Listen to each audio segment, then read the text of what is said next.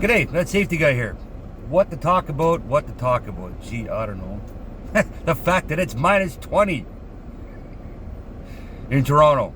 All right, so minus 13, the CBC said, with a wind chill factor of minus 20. So, workers, this is now the time of year where we have to be proactive. Listen to your forecast the night before. Listen to the forecast when you had to get out of bed in the morning. Check your phones. Make sure you dress appropriately. All right. This is the time of year when we get a lot of sprains and strains because we're working extra hard because we're not used to bulking up, having on the extra layers of clothing, those heavy gloves, our bigger boots. All right. We need to be careful. Dress in layers. Zippers are a really good idea, okay?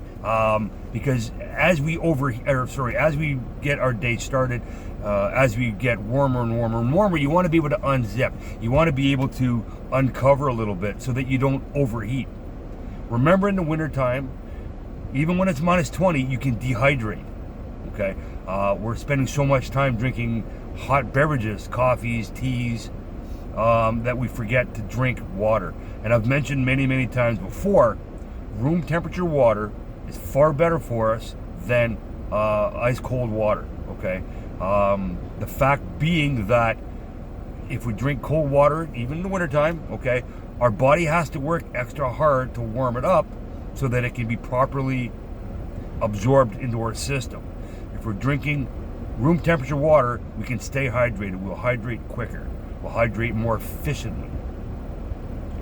Coffees, teas are still diuretics in the wintertime, right? Which means you urinate faster, you urinate more. You're getting rid of more liquid, okay? Which means you have to replace that liquid faster. So again, room temperature water. You can still dehydrate you can still dehydrate and have heat stress emergencies in the wintertime. So room temperature water. Check the amount of coffee, the amount of teas that you're drinking to make sure that you're not overdoing it, and you wind up dehydrating that way because you're peeing so much.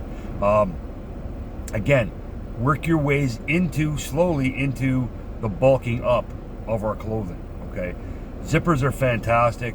When we start wearing the hoodies, right, over our heads, right, we start restricting our vision. Okay, keep that in mind as well.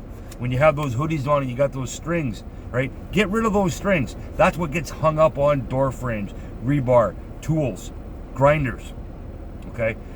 Gloves, okay? We need to wear gloves to keep our hands warm so we don't get frostbite. What we don't want to do is this, blow into them, because that's creating moisture on our skin, okay?